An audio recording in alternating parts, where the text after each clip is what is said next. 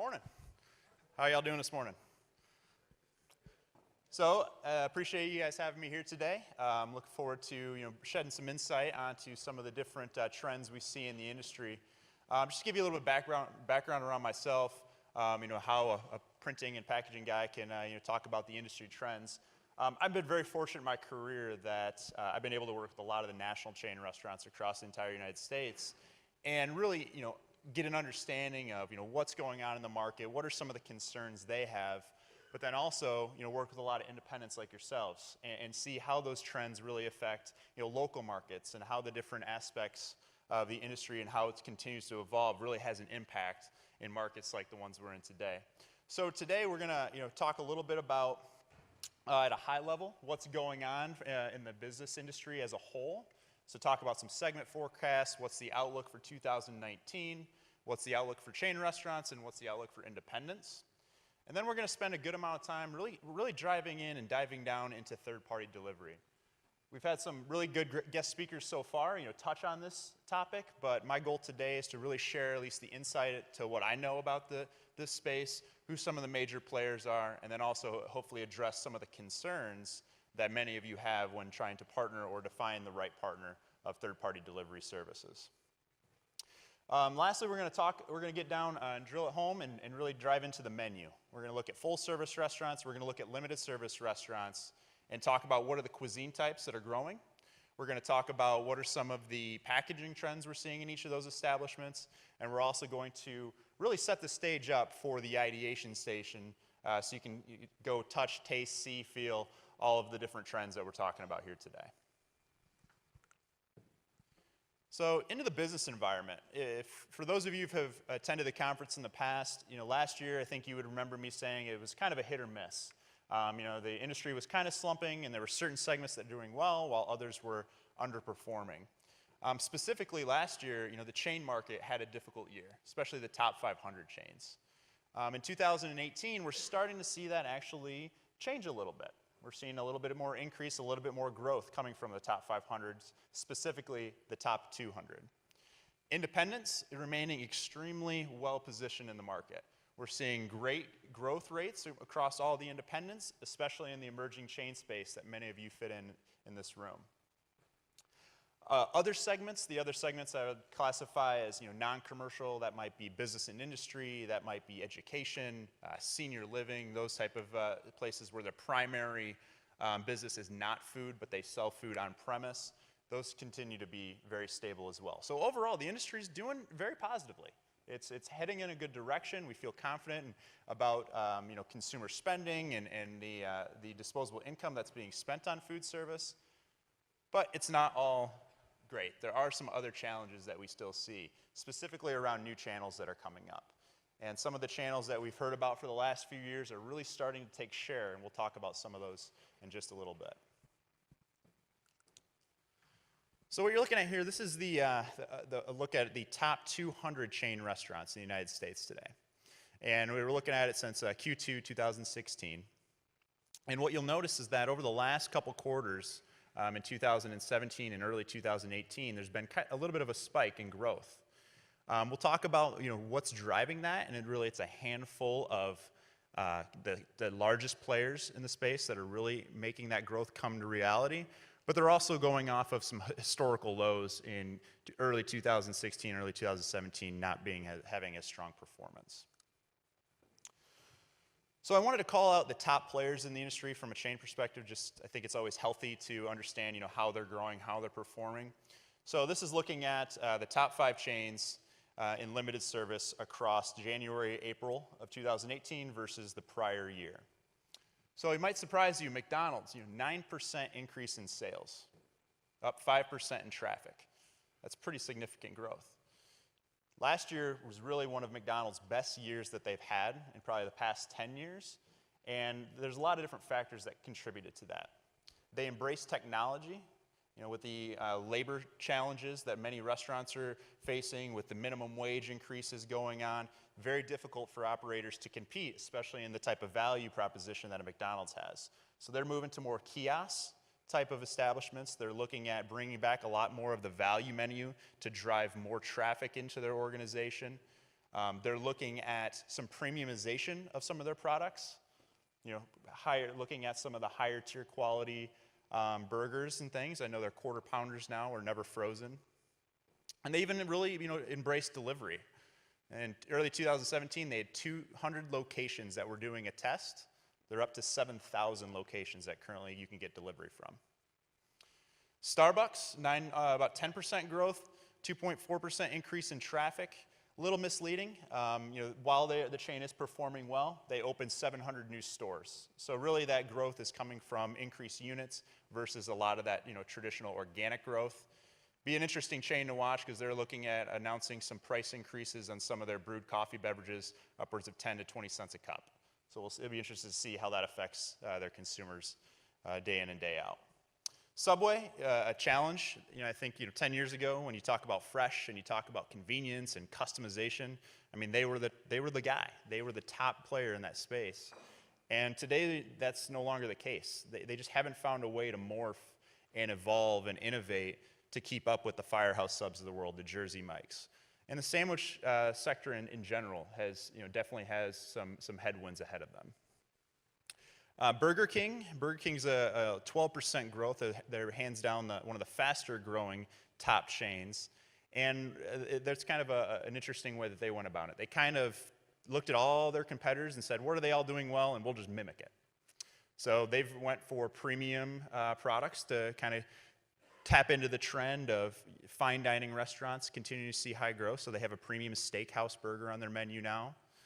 They've looked at the companies that are doing mashups, like Taco Bell, who did their Doritos Locos Taco, and so now they're doing LTOs, highlighting Fruity Loops shakes. And they're really putting a high degree of emphasis on limited time offers in general.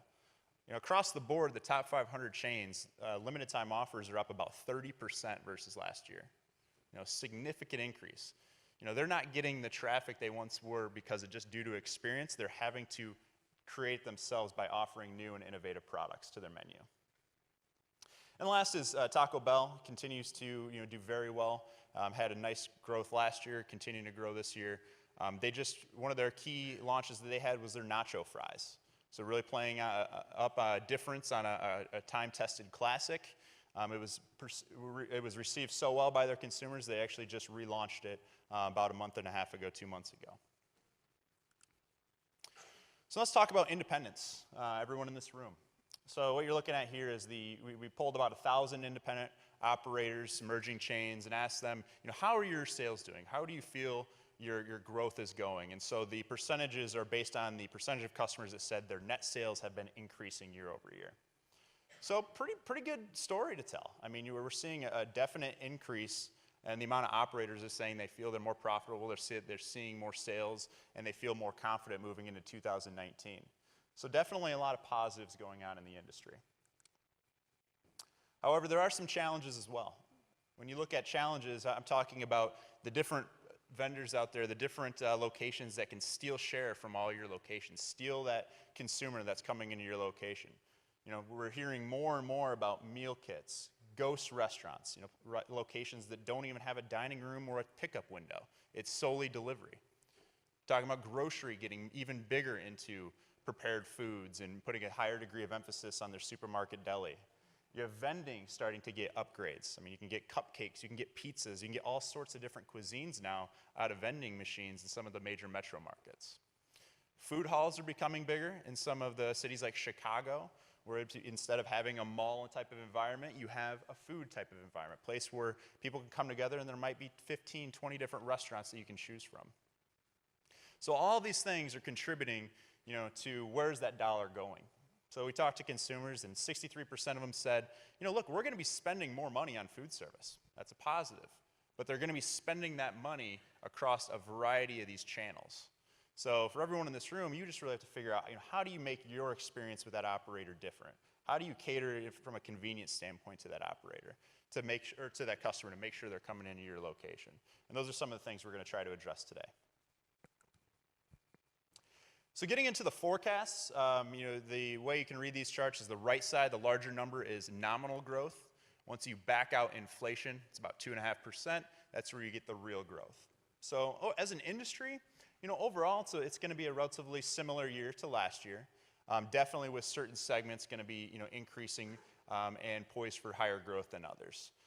Restaurants and bars in particular, about 4.5% nominal and about 2% real. So not a just natural, organic, lot of growth going on. You're really going to have to steal share to grow your business. Some of the channels that I think everyone should be aware of and really tap in to see what they're doing, because it is becoming a larger threat. Supermarket food service. When you think about grocery stores in general, kind of the center store of that area is really not doing very well. Sales have been declining. They've really been struggling trying to reinvent that space and relying a lot on the perimeter of the store, specifically that food service deli area. That's why you're seeing the Wegmans of the world, you're seeing the Krogers of the world start making investments in things like meal kits or putting restaurants inside of their locations. They're trying to find ways to continue that profitability that's coming from that space. So this isn't going to be slowing down anytime soon. More and more of the retailers are going to get better and better. They're starting to hire chefs, they're using premium ingredients, they're playing up on the convenience factor of already having the consumer in their location. And so it's definitely a challenge that we're going to be facing moving into 2019. C-stores. C-stores are also, I think, should be on the radar for many, especially depending on your marketing area. H-E-B is doing a great job, right? The way I see with C-stores, though, is those who do it well are going to continue to excel, but it's not we're not in a position today to say that all of the C-stores out there are going to start opening up a bigger food service footprint inside their locations. There's too many locations, it's a lot of new equipment, a lot of new training, and sometimes their consumer base isn't necessarily geared up for the super high end. So it's hard to shift that brand to really get to that space. However, there are a lot of C-stores that are doing it very well today and being very successful at it.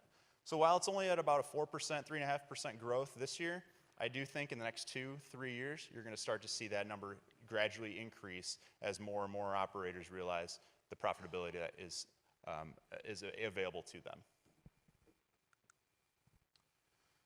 So third-party delivery. This is a topic that ad nauseum has been talked about for the last few years, and we're going to spend some more time today talking about it.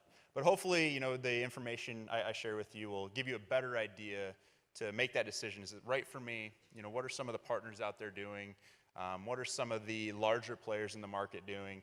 And is it what are the concerns that each of you should be aware of when choosing a partner? So I think we need to start. Where does it all stem from? So the reason we're even talking about delivery in such a big way we are today is really consumers today have the world at their fingertips. Ever since the invention of the smartphone, consumers like myself have such a higher degree of emphasis on convenience. We can get anything, an answer, we can order food, anything we want we have on our smartphone. It's changed the world, changed how we interact with businesses, how we interact with people, and it's something that's not going away anytime soon. I mean, you look at the different companies that are really starting to cater to this life-on-demand culture. Netflix, you can watch any movies anytime you want with no commercials. Stitch Fix, you don't even have to go to the store to buy clothes anymore. They'll just ship you clothes, and you keep what you want, and you send them back what you don't. Drizzly's an interesting one. This is a company, they're in about 100 cities. You can order beer, wine, and alcohol over an app, and it'll be delivered to your house in under an hour. I mean, think about that. You can't even go down to the grocery store to pick up a six-pack. You got to use an app to do it. Instacart, Birchbox, makeup now is being delivered this way. Dollar Shave Club for razors and shaving cream. It's not just food. It's across every spectrum, every category you can think of. So for those of you who think, maybe this delivery thing is just a trend and maybe third party's going to go away, I'm telling you, it's going to continue to grow. It's just going to get bigger and bigger. We're primed as consumers to interact with businesses in this way. So that brings us to some of the challenges. So, you're talking about delivery, it's a kind of a risky game, especially if you're going to be using third party to help with that. So we talked to operators, we said, what are the top challenges you think delivery is going to bring to your organization? It's food not holding up well, huge concern. It's high cost, right? I mean, pretty basic stuff here. It's loss of control. You're not having the ability, once that food leaves your establishment, how do you control the connection with the end user? And, lost sales potentially, right? Beverages. If you order food online, a lot of consumers are not ordering beverages because they can grab a water, they can grab a pop right out of their fridge. So definitely some things that, we're going to hopefully give you some more insight into in just a bit. So who are the brands? You look at all these brands, these are the ones you've seen for years and have been in the industry for a long, long time, but they've all partnered with third-party delivery. Regardless of those risks, regardless of those concerns, the high costs, the riskiness of not being able to control the supply chain, once the food leaves. They're taking that risk because they see it as an opportunity. They see it as an opportunity to grow sales in a down market and get ahead of the curve by not just waiting back and saying we're going to be the ones left behind. So how big of an industry are we talking about today? So off-premise, so when I say off-premise, that includes takeout, that includes delivery, drive-through, all of those type of meals from restaurants. $228 billion. That's about half, about 51% now of the food consumed at restaurants is consumed off-premise. Let that sink in. Half of the business is off-premise. That wasn't the case 5 years ago, 10 years ago. That's a significant change in how consumers are going to market. You're losing as operators that ability to touch more people in your establishments because more people want to eat it at home or eat it on the go. When you talk about third-party delivery, it's an $8.5 billion market. You can see here I just put up some of the top providers of third-party delivery. You can see their sales trending over the last few quarters. But there's no doubt that it's going to continue to increase. Our estimates have it as over the next year, it'll be about a 13% increase. And by 2020, third-party delivery will make up about $15.5 billion of restaurant sales. So another key factor is determining the right fit. Who is the right partner to choose? And that varies by restaurant. Some may choose one, some may choose four. But I think it's always good to show visually, where the dominance is for some of these players. You look at Grubhub. Grubhub is hands down the largest third-party delivery service in the United States today, controlling about a 45% market share. However, they're very well saturated and penetrated up in the Northeast. You can see percentages from cities ranging from 60% in Chicago to 80% in New York, 71% in Philly. So, very, very high penetration up there. Down in our market here in Texas, you can see Dallas. Uber Eats is the predominant share. It owns 48% of the market. DoorDash down in Houston, 47% of the market. So as you look at your partners and who you want to, if you're looking at third-party delivery seriously and you want to try to identify who's the right fit, I really suggest you take a deep look at, how do they own the markets around you? Because the larger share they have, the more touch points and the more incremental business you potentially could get from consumers that use those apps. I know when the gentleman from Ola was speaking today, he was mentioning that, once people choose a delivery app to use, they kind of become religious to that. That's their go-to. And that's the truth. So if you're only playing on one, you might be losing business that could be coming in from another. So cost comparison is another critical component. All the different delivery solutions have different ways of making revenue and charging the restaurants to utilize their service. But I thought it would be good just to share some of the top three and how they do it. Really, there's three main buckets. And really the first and foremost one is a percentage of sales. So some sort of commission base ranging anywhere from 15 to 30% on average. Second is delivery service. Sounds like that would be pretty much a no-brainer, but sometimes with like Grubhub, it's an optional add-on. If you have a current delivery service in-house and you just want to get more exposure to your restaurant delivery game, you can actually partner with a Grubhub and forego their delivery service for a 10% discount, right? Marketing is the third way. So marketing is the last way you can pay paid advertising, sponsorship posts, things of that nature. But across the board, what it comes down to is the more commission, the higher that percentage is of your giving to those different third-party delivery services, the higher you're going to show up on their apps. So Grubhub, 5 to 25% initial commission rates. I'll say, as they continue to grow, it really comes down to competition in the marketplace. So that number on average is about 13.5% for them. Once you add in delivery service at an additional 10%, you're looking at about 23.5%. Uber Eats, out the door, it's 30%, plus any additional marketing or advertising that you want to do on their site, sponsored, promoted posts, things of that nature. And then DoorDash is one of the less expensive options, 10 to 25%, still no bargain by any means, but they do limit some of the ability to do some of the marketing that you can on the other platforms. So you really just have to look at your business and say, what's the right fit? If you have delivery today and you just want to leverage a new tool, maybe Grubhub's a good fit.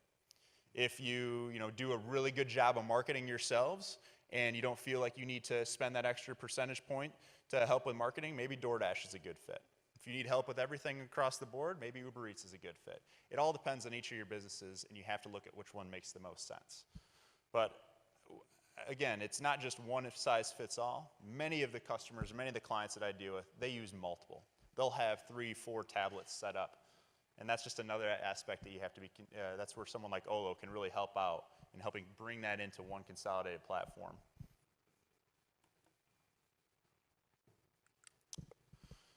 So let's talk about retention, because that's a pretty important piece. So the way you look at this, the top 3 lines are going to be third-party delivery companies, Postmates, Grubhub, DoorDash. The bottom ones are meal kits. So when you look at across the year of a consumer interacting with some of these third-party deliveries, from the first month on the left to the 12th month on the right, retention is pretty good. You have about 70 to 80% of consumers are continuing to use those apps on a regular basis. Depending on the third-party delivery platform, you might see a consumer interact with that app 2.5, 3, 3.5 times each month. It's pretty significant, significant usage for those type of services. In the bottom lines, you can see meal kits. I'm a proponent of meal kits to drive, kind of hype and used as a good marketing tool. But I do not believe that subscription-based meal kits, especially for restaurants, are necessarily a sustainable method. Consumers like the hype and like to be able to interact with the food kits early on, maybe the month 1 and month 2. But then life sets in. They realize, maybe I don't need a meal kit every week or every other week. Maybe, it is a little too complex to cook. Maybe I just want to go out to a restaurant and enjoy that experience again. So that's where you see those percentages drop off quite significantly right about month 6 and linger around 10 to 15% by the end of year 1.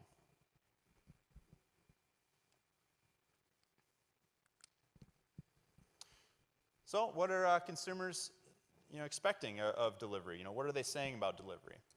And ultimately, they're saying that they plan to do more of it. 28% of the consumers we talked to said they're going to be ordering more delivery next year from third-party deliveries than they did this year. And why is that? Number one, foremost, there's more options. Everyone in this room should be debating, is that the right fit for me? And a lot more companies are jumping on board and joining the ship to be able to offer delivery across the different channels in the United States. The major chains are now starting to do it. It's becoming an expectation just to get you in the game. When you think about a restaurant and a consumer going out to visit a restaurant, the first thing they do is talk about not where they want to go, it's how they want to eat. Do they want to eat in the restaurant? Do they want to eat at home? That's the first driver. So if you're not playing in delivery, you're already instantly out of that conversation. So something to be aware of. Second thing is you rely on convenience. Consumers want the convenience factor to it. And now delivery is getting better. It's getting faster. We're seeing operators, be more thoughtful about the packaging they're using. They're being more selective about the food choices they're using on the menu. And I'm seeing restaurants that have a totally different menu available for delivery that what you can get inside the restaurant. It helps give you a little bit more control. Sometimes, French fries don't hold up very well for a longer trip. Do you want to necessarily offer some of those things, or are there different alternatives that you can turn to?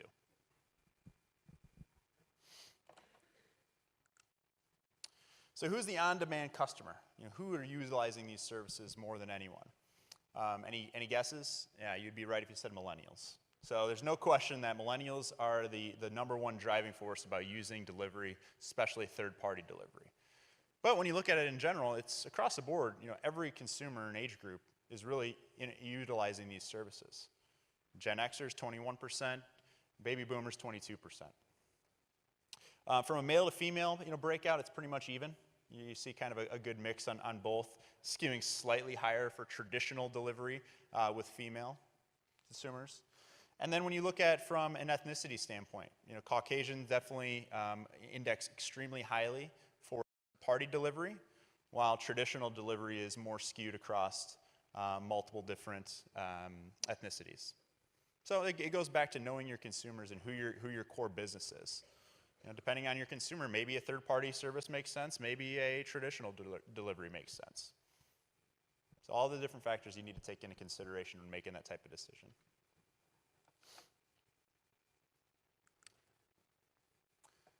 Another biggest part, families. Specifically, families, younger families. I read a stat the other day that said by 2022, it's estimated that 86% of millennials will have at least one child. What does that mean? I have a 2-year-old son, and I tell you that 2 years ago, my wife and I would go out to restaurants 3-4 days a week. That doesn't happen anymore. Life changes. We now are getting home, we're tired from work, we had a long day, we need to order food in. What do we turn to? We turn to the delivery service apps. We turn to traditional delivery. I'm not ordering just a pizza and Chinese food every week. I'm ordering sushi from our favorite restaurant down the street. There's a fast casual barbecue joint down the road from our house that we're ordering from that also can bring alcohol. So, it's just changing the way that, we're interacting, engaging in my family, and I'm sure that's going to be the case for many others and many of you in this room. But going back to parents, in particular, you look at the bottom stats, significantly higher percentages of parents utilizing all of these different services, these convenience services. 67% more likely to use delivery-only restaurants, so those ghost restaurants. 63%, looking to use more third-party delivery, parents versus non-parents. 56% more likely to use grocery, prepared food delivery to their service. 44% more likely to use meal kits. So, I can go on, but it's definitely a consistent trend we see across. So as you look at delivery and you look at catering to the convenience aspect, what consumers want, think about, parents, think about millennials. They will have kids, they will have families here in the near future. And how can you create an experience that can really help those individuals, free up some time in their day?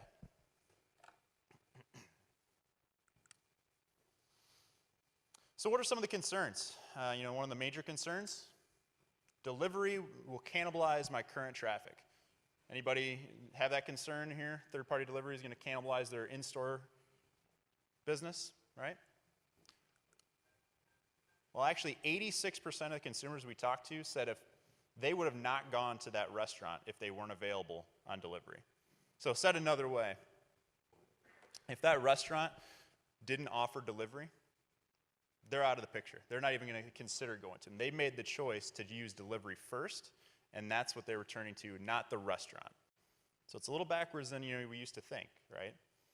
So something to be taken in mind. Only 14% of people said, yeah, okay, my favorite restaurant didn't have delivery, so instead of eating at home, I'm going to go out and go to that restaurant. It's just not the case anymore. Another common question, my customers won't pay for the added cost of third-party delivery. Comes down to convenience. People don't want to leave their couch. 37% of consumers say the reason I use third-party delivery, I'll pay that extra money because I just don't want to get off the couch. Game of Thrones just started, or there's a great series on Netflix that I'm sucked into. I don't want to get off the couch, and I would rather have my food brought to me. It's the reality we live in. This is always a good one. So who gets the blame for a negative delivery experience? Is it the third-party delivery company? Is it the restaurant? Is it both? How many people think it's the delivery service gets the blame? Okay, a couple. How many people think it's just the restaurant? 25% of consumers say it's the third-party delivery's fault. Only a quarter. And usually they're the ones responsible for the biggest part of the meal, the transition, the transaction of it, delivering the food on time, making sure they're not getting lost. It's a huge portion of that goes in them, but only 25% of the time consumers say it's their fault. 44% of them say it's the restaurant. That's scary. That's really scary. I mean, you're talking about losing control, and the consumers blame you when it's bad. And 31% of consumers, they're slightly logical, and they say, you know what, it might be a restaurant, it might be the delivery service.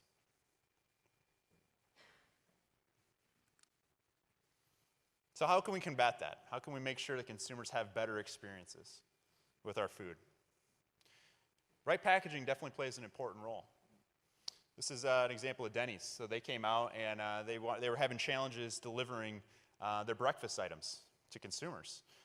They were originally just using one box, and the pancakes were getting mixed in with the eggs, and they were getting soggy, and it wasn't. They would get shifted around during transit, and just wasn't a good experience for the consumer.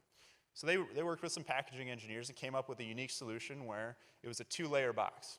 On the bottom with the eggs, the hash browns, the bacon, and on top of that sat another tray to hold the pancakes. Did 2 things: kept the pancakes from getting soggy, and also the heat from the other products below kept them warm throughout the delivery process. So why is that important? Why are we getting breakfast delivered? First off, that's the question. I mean, who's really that lazy, can't make a couple eggs in the morning? Aside from that, people are using this, and chains are investing a lot of money to get it right. And the reason they're doing that is because 43% of consumers say that if they have a bad experience with the packaging, they might not order from you again, from delivery. It's such an important part that we too often forget to think about. The right packaging and the right food for that type of model. Tamper resistance is also becoming a bigger piece of the industry that we're seeing. A lot of companies are just moving towards stickers to put on the box, and it does help give you some control over ensuring your product isn't tampered with. It's not ideal. This is going to continue to evolve. But think about the Uber driver that picks up McDonald's and is driving over to deliver it to your house, and they have their dog in the seat, and they open up the bag and they snag a couple French fries. Can't tell me that's not happening. So it's a real concern, right? How do we make sure our food is not being tampered with? How do we make sure the packaging has the right methods in there to help secure that customer experience? Things you need to be thinking about if you're getting into this space. And last is sustainability. I think this is a huge topic, a conversation that we need to talk about. I look at from the packaging side, I see a lot of trends coming over from Europe. And Europe has different recyclable laws. They have different laws around what type of products can be used, and we're starting to see some of those transition into the United States. And consumers are starting to see that. They want more recyclable content. They want more environmentally friendly products. Panera did this. They came out with folding cartons for a lot of their takeout items, and delivery items. And consumers are actually saying, if the brand stands by that and are willing to make that investment, we're willing to share in some of that cost. 3 out of 5 say that they'll help pay for that eco-friendly packaging versus some of the traditional. Might be surprising. And half the consumers say that if a brand makes a commitment to bettering the environment, bettering the world, they think that's an important business attribute that they like to do business with, and they'll come back to your locations if you have some sort of cause or some sort of messaging. I look at yesterday, and when we were talking about the food for feeding children, and what a great cause. You don't have to own. It doesn't have to be sustainable packaging. It doesn't have to be the food for children, but find your cause and promote the heck out of it, because people like being a part of something. They like feeling that what they did contributed to the greater good, and this is just one easy way that you can start that, but there are tons of other ways you can get involved as well. So what are some of the bigger brands that are getting involved in this space? McDonald's. McDonald's came out and said that they're looking at by 2025 to reduce all of their packaging to renewable, recycled, or certified products. Dunkin' Donuts by 2020, getting rid of all foam cups worldwide. McAllister's Deli announcing that they're going to make this switch over to all compostable packaging. Even some of the big retailers are getting involved. Some of the big manufacturers, Unilever commits to 100% recyclable plastic by 2025. Nestle, 100% recyclable user packaging by 2025. So it's definitely a shift you need to be aware of because this is not going to be slowing down. I mean, we've already seen it with straws. We've seen it with foam cups. What's next? So overall in the delivery space, I think, the key things to know is that it's not going anywhere anytime soon. 2019 forecasted at 13% growth. Going to continue to increase. That's triple, quadruple the industry average of growth right now. How do you be successful in it? Make sure you have the right food. Make sure you have the right products that are going to deliver well. If you're using a French fry, make sure it's a coated French fry. Make sure the buns you're using are toasted. That adds a little bit more rigidness to the bun if you're doing a burger or something along those lines. Make sure you have the proper packaging. One of the biggest challenges is, you have one size packaging in your location, but maybe the meal you're putting into it is small. Make sure that you have the right size packaging for the products you're sending out so things don't shift around as much during that delivery process.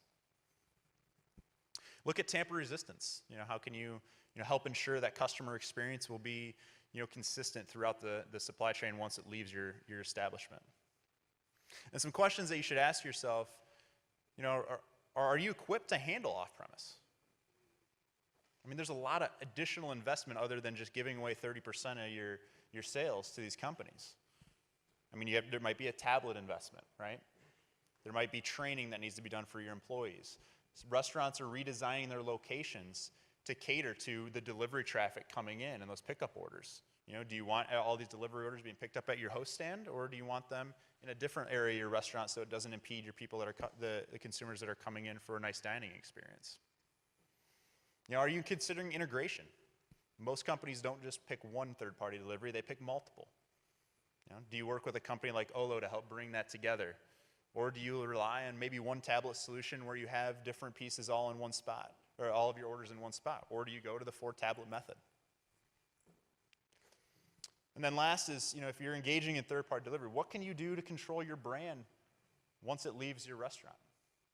The ultimate goal, in my opinion, is yes, you want to cater to that customer that is looking for that off-premise meal that time, but what can you do to bring them into your restaurant? Because that's the key.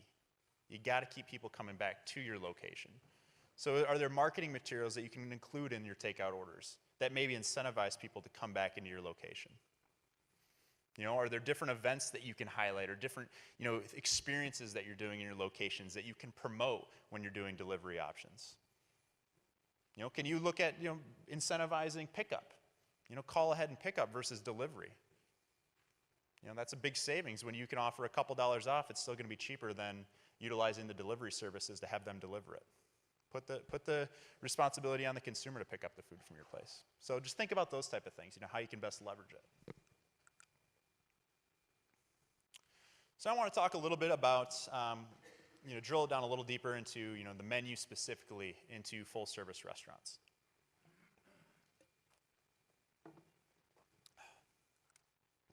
So overall, full-service space, there's three, main segments of the industry. There's fine dining, there's casual dining, and there's mid-scale. Fine dining continues to, grow above industry averages, prompting that consumers are still looking for premium options. The reason we all got into business in the first place is because we wanted to provide good quality food to the consumer, and fine dining is not really steered off away from that mindset. They're definitely catering to that consumer that's looking for an experience. Traditional casual dining, kind of right in par with the industry. I will say if you drill a little deeper into that, what you'll find is the casual dining restaurants that have more of a menu focus versus trying to be one thing to all are doing better. So, doing something really well and promoting that that's what you do well and just owning that part of the market is what we're seeing works really pretty well. And mid-scale. Mid-scale, is definitely lower on the totem pole. They've had a very rough go over the last 5 years. We're seeing the players in this space are really tying into brunch, breakfast, that are doing well. Specifically looking at how to increase bar sales. You're seeing a lot more brunch kind of cocktails, mimosas, Bloody Mary bars, things of that nature. So the ones that are doing well are really playing to that trend. But overall, still relatively a tough environment to be in. So when you look at menu category, this is the top 500 chains in the full service restaurants. So the cuisine types that are performing the best. You'll see steak, Mexican, Asian. Again, the more focused the cuisine, what we're seeing is the more growth that some of these chains are getting. The more specialization, I should say. You can see family style, varied menu, still growing, but not at the same pace as some of those other specialized menus. And so some of the food trends, I'll just talk about three. I mean, you can go on, and trends do vary by market, but some of the mainstays that you'll see across the country, getting crafty. And what I mean by that is, craft brews, craft beers, craft cocktails, craft sodas. Really playing up beverages. It's such an important piece, especially when you're doing delivery too. Highlight those beverages, because that's one of the areas that gets left behind so often. And if you can play off a non-alcoholic beverage that might be able to get $3, $4, $5 for, it could definitely help offset some of those margin pressures. So last year though, and then when you're looking at the chains, 53% added more local craft brews to their organization. About 50% of independents did the same. Again, it's making the community it's showing the community that these restaurants serve that they're wanting to be part of the community. They want to take care of the local atmosphere. They want to support the local businesses. It's such an important thing that consumers look for when they're choosing restaurants. I know the first question I ask when I go out to dinner with my wife is, okay, what local beers do you have? When I'm traveling, it's the first thing I ask. The first question I usually get asked, what do you want to drink? What are your local beers? Something to think about. Activities, engaging activities, something fun, something different. How do you make that experience to get customers wanting to come back? It's so important. It's so critical. Food doesn't cut it anymore. It just gets you to the game. But you really have to go above and beyond to create something unique. Whether that's saying every customer's name when they walk in the door. I love that example. Whether that's including wine tastings or beer tastings, events.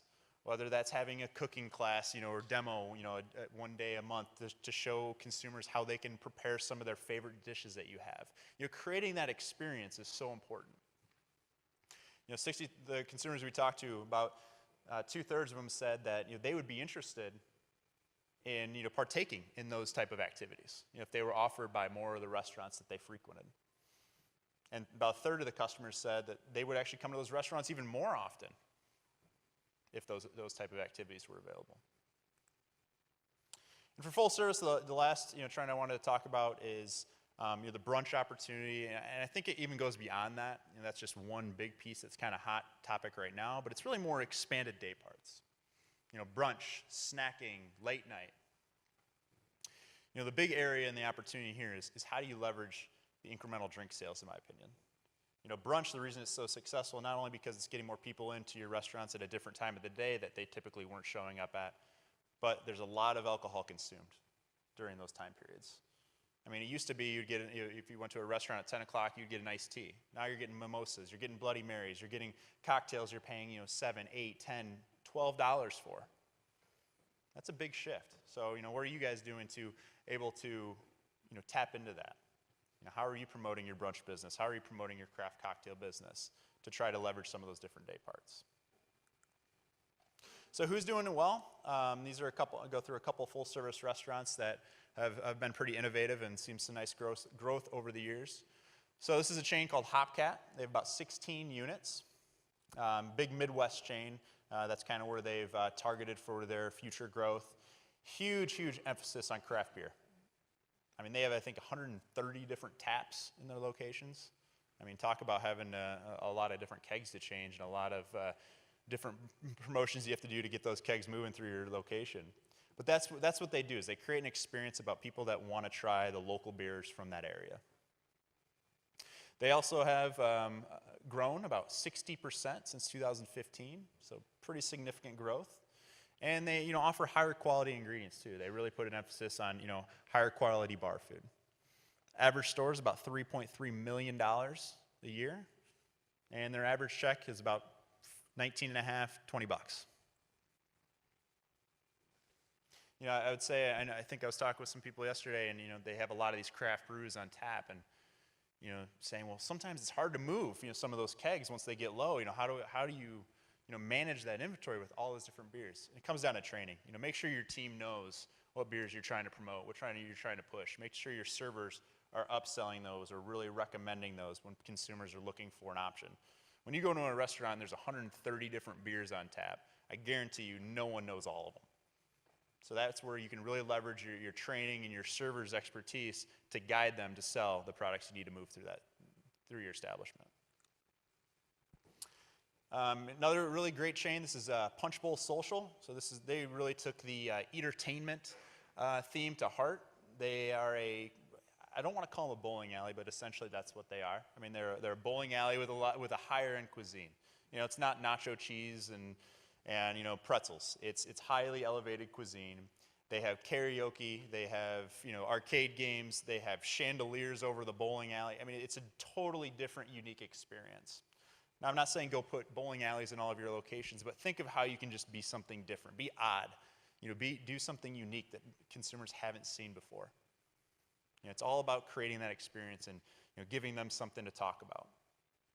These are the type of places when consumers go there, they'll be posting about this online. That's free marketing advertising because it's something they've never done before. What can you create to create that experience for your patrons? Average unit volume, about 3 million. They have 13 units. Started out in Denver, Colorado, and about $23 check average.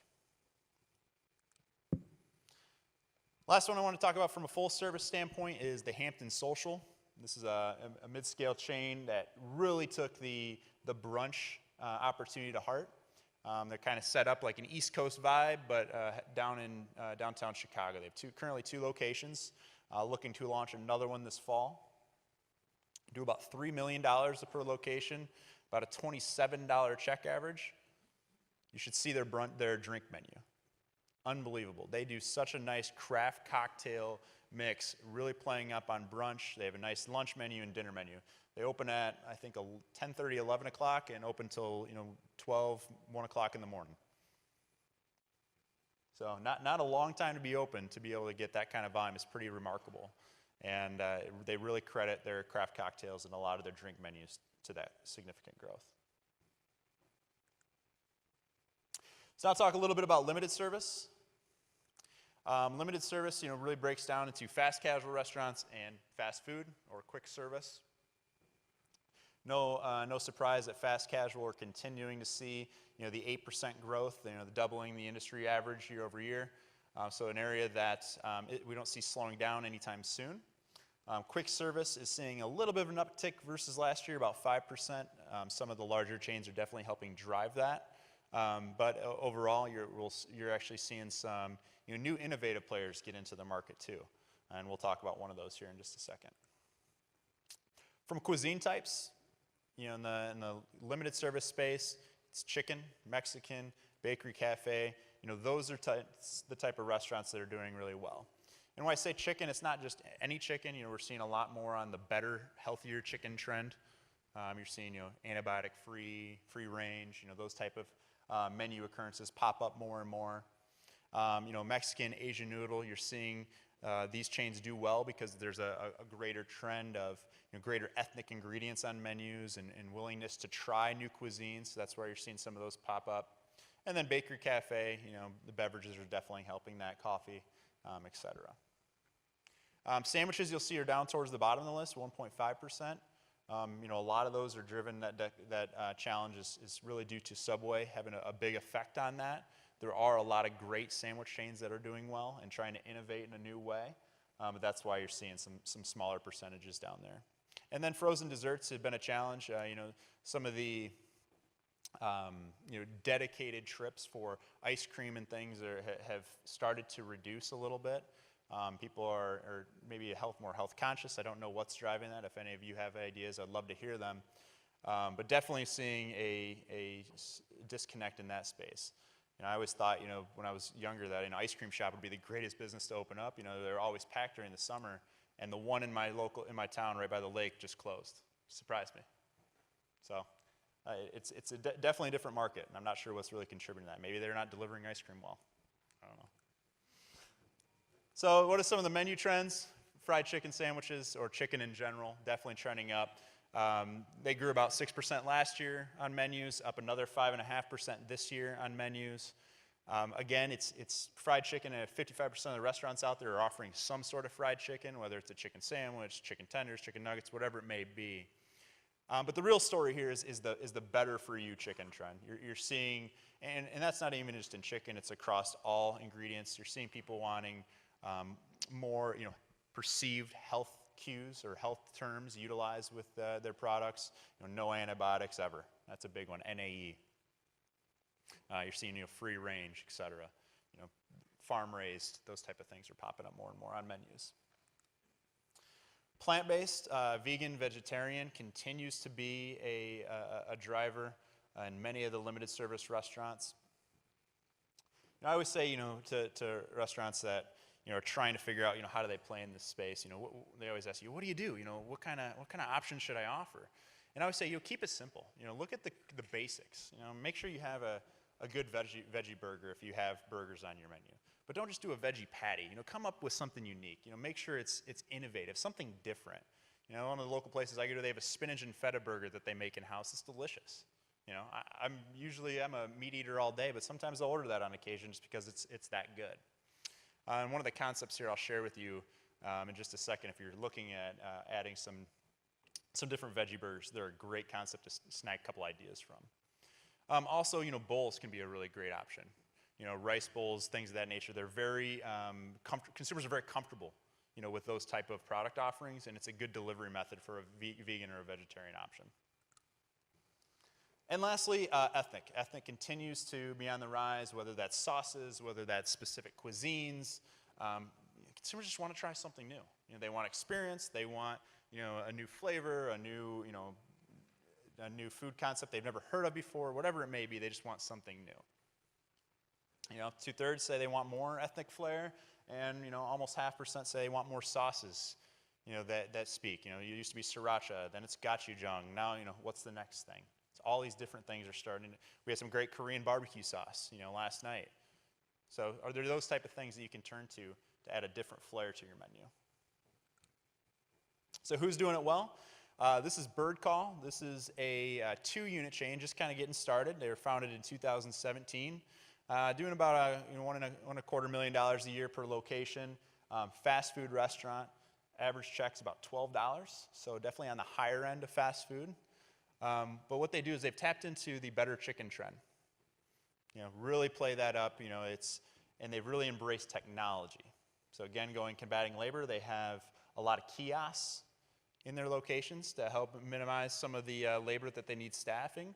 But then they also have monitors, so as you place your order in, you can track your order and it'll tell you your estimated time that your entree will be prepared and ready for you, made fresh to order.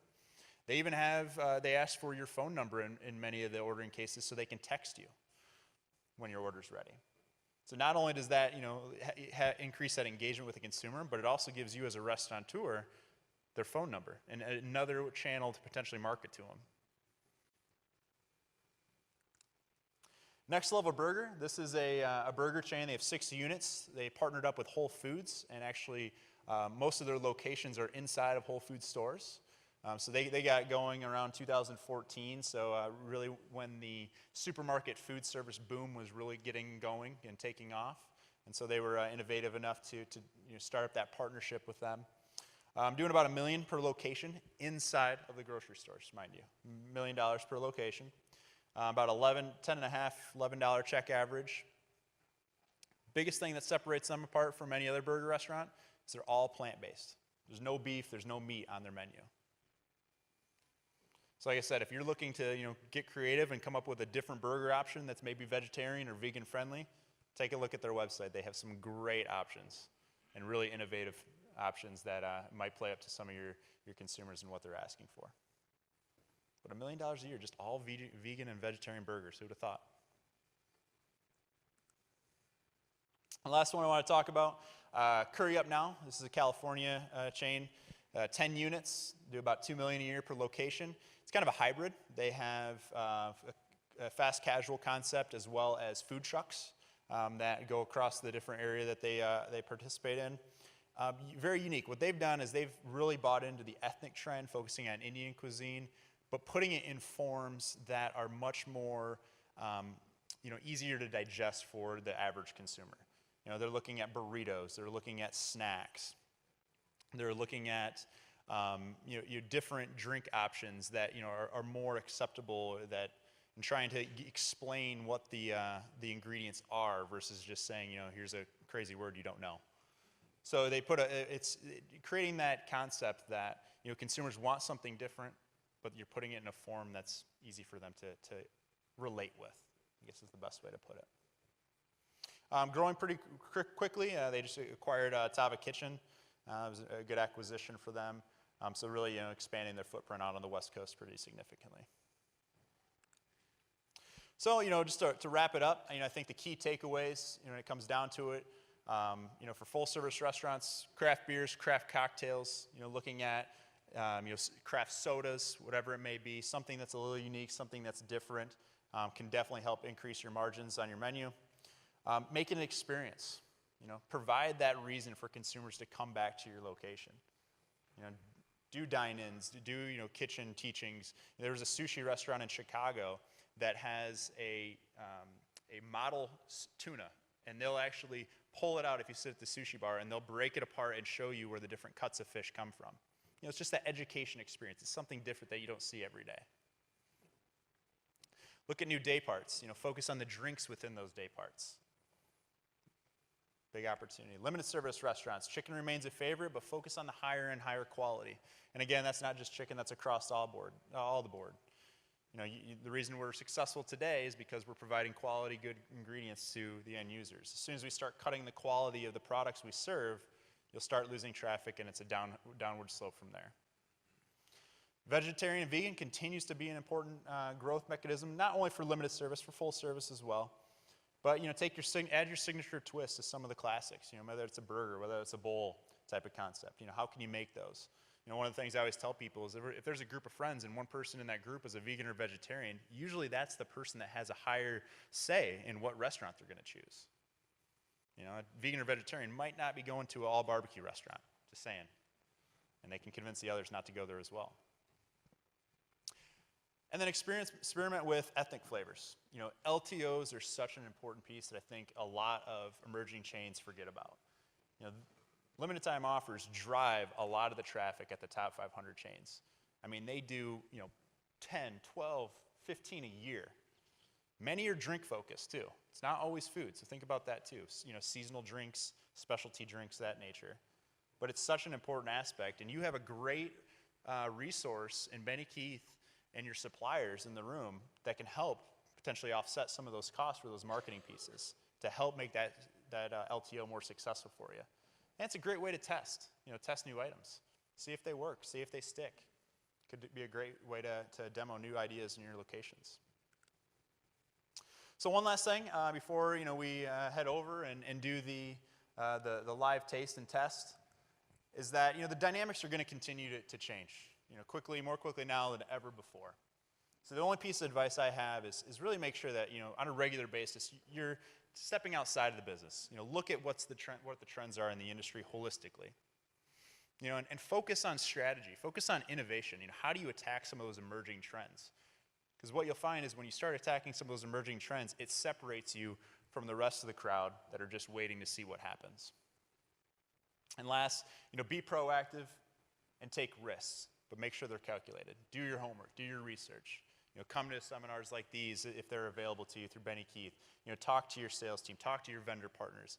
They have a lot of knowledge base for the different products you work with. And I can't stress enough how important that can be to make sure your business is successful. So with that, I'll open it up for any questions and appreciate your time today.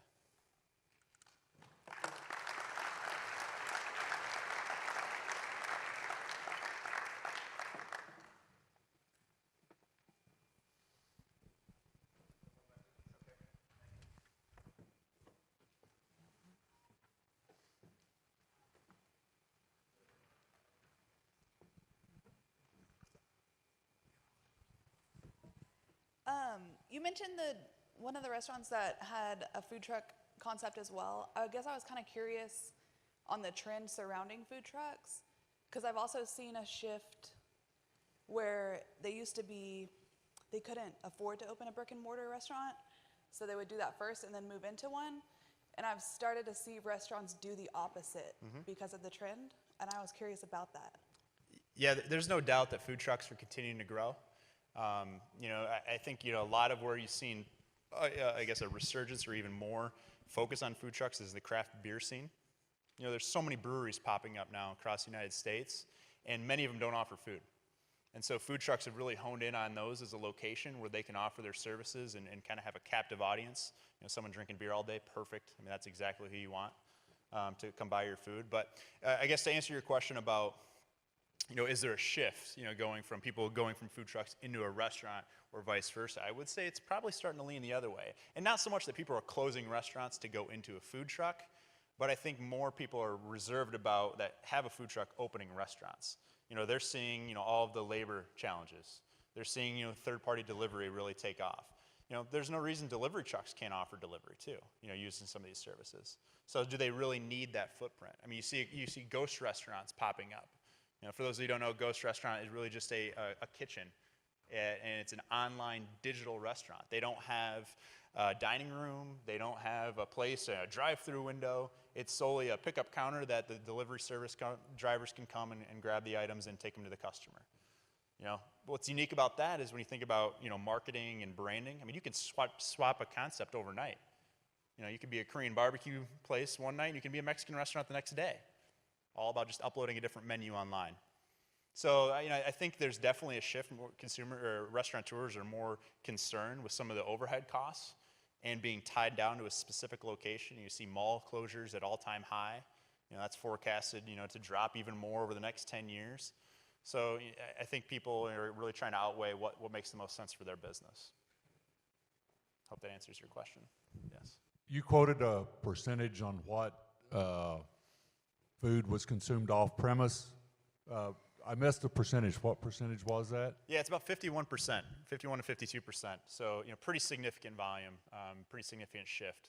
Now that does, take into consideration, drive-through. So that's, why that percentage is as high as that maybe seems a little too high, but that's why. But I would say, 5 years ago that was 48%, 47%.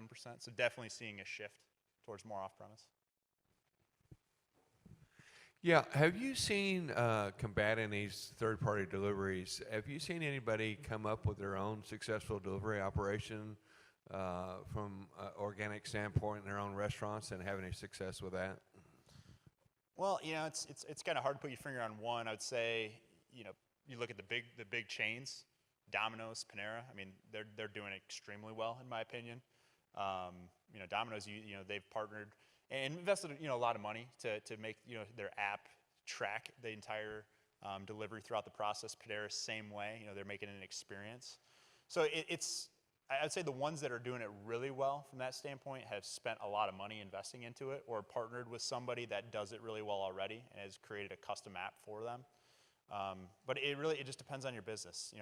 If you're a 3-4 unit place, maybe that is not going to make the most sense because it's not in your budget. So it just depends. I'd say that's probably the best answer I can give. Yeah.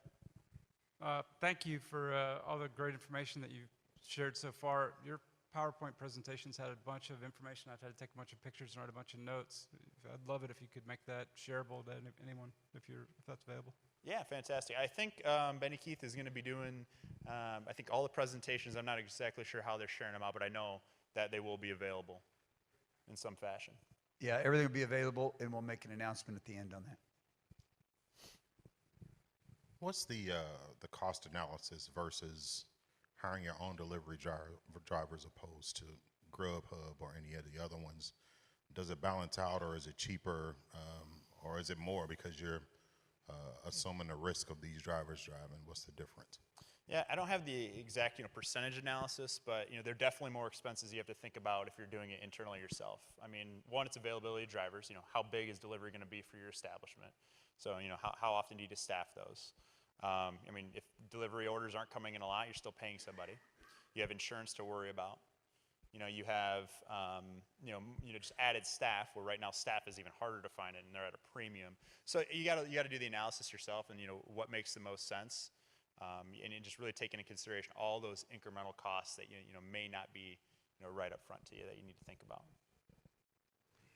Would you talk just a minute about the on-demand delivery study?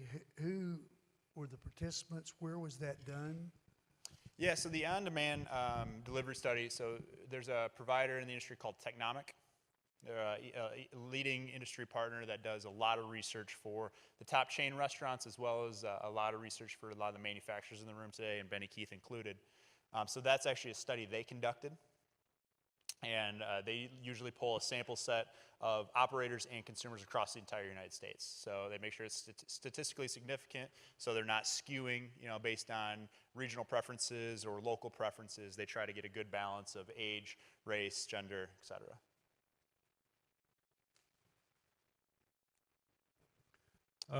You talked about the, back here in the back, the fried chicken sandwiches being an increase. Coming from a healthcare background, are you saying that the fried is not being, is going to be okay, it's acceptable in our environment right now? So I would say, I love fried chicken. I think most people like fried chicken. I think, restaurants, it's different. Restaurants are different from healthcare, right? So, I mean, in healthcare, you have to really cater to, specific nutrition diets for the patients. In the commercial side, you really have the flexibility just to create craveable food. And I think, fried chicken just happens to be one of the most popular craveable foods. So I think that's why we're seeing growth on menus. And so that stat I shared was more for the commercial side, not for the non-commercial side, like hospitals and things. So it's definitely something that, I've seen, grow over the last 3 years. Like I said, last year, I think fried chicken on menus were up. And just to give you an idea, so the way we track, the percentage of increase of these items, we look at about 30,000 restaurants across the United States, and we track every single menu item every quarter. So that's how we can see the shifts in, what they're offering. It all goes into a database, and you can, sort it and all that good stuff. And so last year, that number was up about 6%. This year, it's up about 5.5%. So, slowed a little bit, but definitely, you think people get sick of fried chicken, but it's just one of those items that everybody seems to love.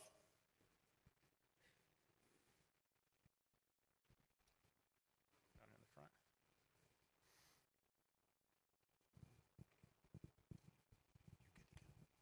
Hi, so we were talking, I know we're harping on the third-party delivery a ton, but we were talking about the better packaging, and that can cost potentially more than the packaging we're currently using. Also, obviously, the cost of the delivery itself and potentially doing an integration so you don't have to have all these tablets. But most of those third-party deliveries don't want you to charge a premium price on their menu versus what you offer in store. So how are we supposed to combat that? And do you think it's fair to charge our dine-in customers a higher premium price just because we're trying to allocate for some of those extra expenses that we have to deal with now? Yeah, it's a great question. I mean, and do I think it's fair? No, I don't think it's fair. I mean, you're kind of, in a lot of ways, we're kind of at the mercy of this trend, right? So we have to figure out the right solution that fits all of us. I would say, looking at price increases is, not always the first thing you want to do. I mean, you're trying to find and negotiate if there's other ways to do it. I think you do have some flexibility. I know the third-party deliverers say they don't want to have different prices, but, there's no way they can really hold you contractually to that. So, you can negotiate some of that and put some of those things on there. A lot of restaurants, if you go on, websites and things, a lot of restaurants don't even put their menu prices on there anymore. They only use it for, the third-party delivery services. So you do have to, balance it, passing costs on to every consumer. I mean, if your business can sustain that, and if you think your customer base will be open to that, maybe that's an option. But I would, try to look at, how can you leverage maybe a higher price on those third-party apps if you can first. Thank you. Hey, Doug, on the uptick or surge in brunch and alcohol consumed earlier in the day, are those numbers cannibalizing later day parts?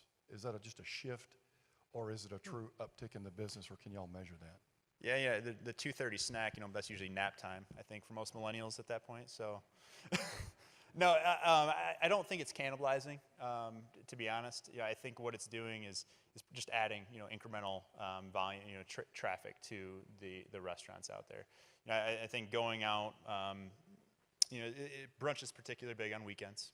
Obviously for obvious reasons, and Sundays especially. And Sundays traditionally weren't, the greatest day for a lot of restaurants. And so what it's doing is it's giving, some of those slower days of the week that historically didn't have higher sales now another opportunity to grow in a different day part. How do you combat order errors in the sense of, somebody can type in the box, I want extra sauce or something like that. And obviously we can price adjust it and do all of that. But, 2 days later, the customer can say, I didn't get this or I didn't like that. And the third party company doesn't really reach out to you directly to resolve that. They kind of take the customer at their word, and then you have to remember what happened or if something happened. So what are your thoughts on that, and how do you suggestions to deal with it? It's a great question. I guess I'd open up to anybody that's using third-party delivery. How if anyone would help answer that question. It's not easy. I mean, right? Because it's your word versus theirs, and in the online world, the consumer's always right. Unfortunately, whether they actually are or not. I just try. I would say try to include it. Any type of detailed receipt transaction, I guess, that shows what was listed on the order. If you have the ability to get that and include that with it so they can see what was actually ordered. I don't know how else you would really be able to combat that. Sorry, I know it's not really the ultimate answer to your question, but it's kind of a difficult one to answer. If anyone else has a recommendation for that, definitely be open. We're seeing a drop in non-alcoholic beverage sales as a percentage of a 2-year trend. Have you seen that in your? So actually, we've seen a little bit of the opposite, to be honest. We start to see more of the non-alcoholic beverage trends. Now, I'll say it depends, right? So delivery, when you take into delivery, there's definitely a drop. So if you're looking at your business and you do a lot of delivery and you're seeing a drop, that could very well be why. If you don't have the delivery, or if you're monitoring those sales separately, I would highly encourage you to take a look at your in-store beverage sales as a whole versus what they were last year and see how that's performing. And really leverage marketing tools. I think and training your service staff. I mean, those are probably the two biggest things to help push that upsell on beverages. I've heard from some millennium families that when they go out, they tell their kids not to order drinks because the price has gone up so much. Well, I mean, I think there's no question that millennials have historically had a difficult challenge saving, especially across the board, and that's definitely being shown in some of their purchases. But then on the other hand, you have millennial families that are choosing third-party delivery services more than others and willing to pay that delivery fee. So it's not a one-size-fits-all. I wish it was, but it's just not. And so you just got to take that into consideration. But I would really say, train your service to really upsell. And, maybe for, kids menus and kid-sized beverages, maybe there's a different size option that you can offer to them that's not the adult size, that may be a reduced cost, and you can educate the consumer that way.